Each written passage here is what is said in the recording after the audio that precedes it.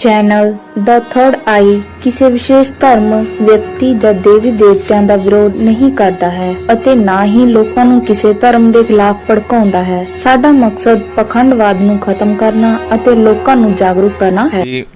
जैसा कि मैंने अभी शिक्षा व्यवस्था पे प्रकाश डाला कि शिक्षा ही वह वस्तु है जो विकास का रास्ता खोलती है, विकास के द्वार खोलती है। और अशिक्षा से अविद्या उत्पन्न होती है। अविद्या का मतलब है सही गलत में पहचान न कर पाना।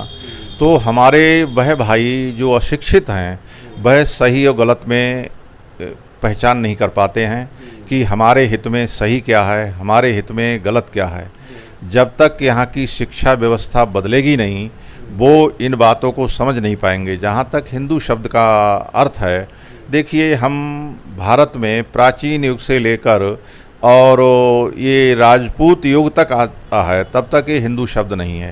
यहाँ आर्य या अन्य शब्द प्रचलित रहे हैं और हिंदू शब्द नहीं था। भारतवर्ष में जब विदेशियों के आक्रमण हुए, अरब देशों से लोग आए, सबसे पहले गजनी का महमूद आया, उसके पास गौर का मोहम्मद आया, तब उन लोगों ने यहाँ आक्रमण किए। उन लोगों ने सिंधु नदी को पार किया।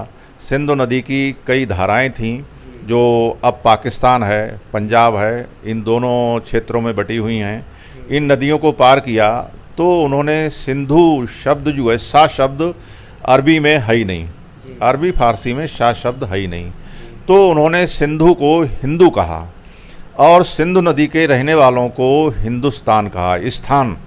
स्थान रहने का मतलब होता है जो भारत में भी प्राचीन काल में प्रचलित रहा है और अरब देशों में भी प्रचलित रहा है। क्योंकि भारत के लोगों का अरब के लोगों से व्यापारिक संबंध रहे हैं, तो ये कुछ शब्द हिंदी के यानी भारतीय भाषाओं के शब्द, कुछ अरब की भाषाओं के शब्द आपस में ऐसे घालमेल हो गए और मिलजुल गए जो व्यापारी लोग अपनी बोलचाल की भाषा में प्रचलन में लाने लगे। उनको उर्दू भी कहा गया ऐसी भाषा को। तो बाहर के जो आक्रमणकारी आए उन्होंने सिंधु को हिंदू कहा और सिंधुस्तान के रहने वालों को हिंदुस्तान कह दिया उन्होंने।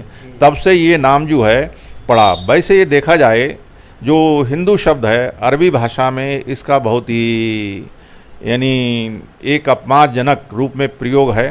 ही से हिंसा, दू से असमानता, अर्थात हिंसा और असमानता पर जो शब्द है, यानी हिंसक और असमानता का मतलब है डाकू, चोर, लुटेरे भी है इसका दूसरा अर्थ है। तो ऐसे लोगों को हिंदू उन्होंने कहा, विदेशी लोगों ने।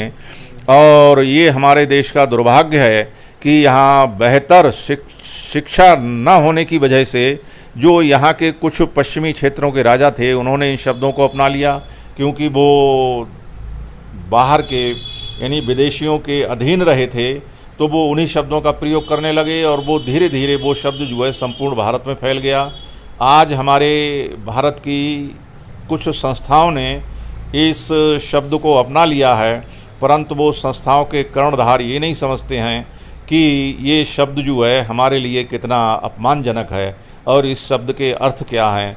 वो उस शब्द को यहाँ तक कुछ लोग कहते हैं कि गर्व से कहो हम हिंदू हैं, परंतु भाई गर्व से क्यों कहते हो? क्या आप चोर डकैत हो जो आप हिंदू कहते हो अपने के लिए? जो हमारे यहाँ मूल निवासी एक शब्द है और मूल निवासी कुछ समय पहले बहुत अच्छा आंदोलन भी चला था, जिन्होंने यहाँ के मूल निवासियों को जो अनुसूचित समाज कहलाता है, अनुसूचित समाज में 80-90 जातियाँ हैं और हमारा जो पिछड़ा वर्ग है जो भारतवर्ष के मूल निवासी हैं और बहुत बड़ी जनसंख्या है, यानी करीब 65% जनसंख्या भारतवर्ष में पिछड़े वर्ग की है।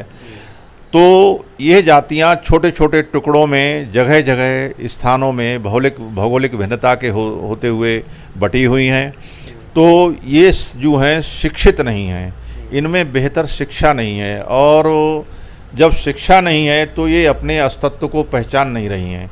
अगर SC और BC यानी पिछड़ी जातियाँ और अनुसूचित जातियां अपने को इकट्ठा कर लें तो ये कुल मिला के 85% बनती हैं भारत का।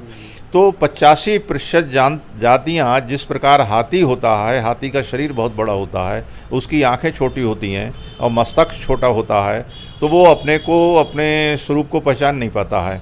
इसी तरह हमारे भारतवर्ष की ये जो जातियां हैं, जो 85% हैं जिनकी संख्या भारतवर्ष में कुल मिलाकर, ये अपने अस्तित्व को पहचान नहीं पा रही हैं और इस शिक्षा के अभाव में नहीं पहचान पा रही हैं, अपने वास्तविक धर्म को नहीं पहचान पा रही हैं, इसीलिए ये पिछड़ी हुई ही कहलाती हैं। इनको पिछड़ा हुआ कहा गया है। भारत सरकारें जो भी बनती हैं वो ईमानदारी से काम नहीं करती हैं। एक बार विश्वनाथ प्रताप सिंह की सरकार यहाँ पर बनी थी, उन्होंने एक मंडल आयोग लागू किया था।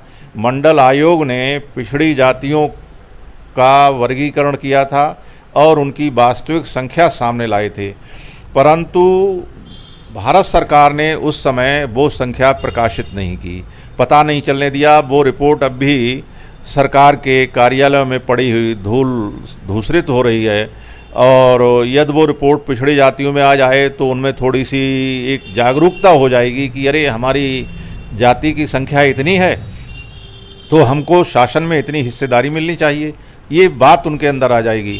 परंतु वो रिपोर्ट बाहर आना बहुत ज़रूरी है, परंतु जो शासक वर्ग है यहाँ पर, जो जातियाँ शासन कर रही हैं, वो इस रिपोर्ट को आने नहीं देना चाहती हैं। तो ये सबसे बड़ी कमी है हमारी। जब तक ये पिछड़ी हुई जातियाँ हिंदू शब्द को नहीं समझेंगी, हिंदू धर्म को नहीं समझेंगी, उनकी कार्यप्रणाली को नहीं समझेंगी, अपने अस्तित्व को नहीं पहचानेंगी, तब तक वो इस तरह की ही बनी रहेंगी। और आवश्यकता है उनमें, हमारे समाज के जो अच्छे लोग हैं, भले लोग हैं, वो इस चीज़ की जागरूकता पैदा करें, उनमें शिक्षा के प्रति जागरूकता पैदा करें, अपने अस्तित्व की पहचान के प्रति जागरूकता पैदा करें, अपने महापुरुषों की पहचान के प्रति जागरूकता पैदा करें। उनका कल्याण तभी हो सकता है, तभी उनकी आर्थिक जो उनका शोषण हो रहा है, सामाजिक आर्थिक शोषण, वो बंद हो सकता है।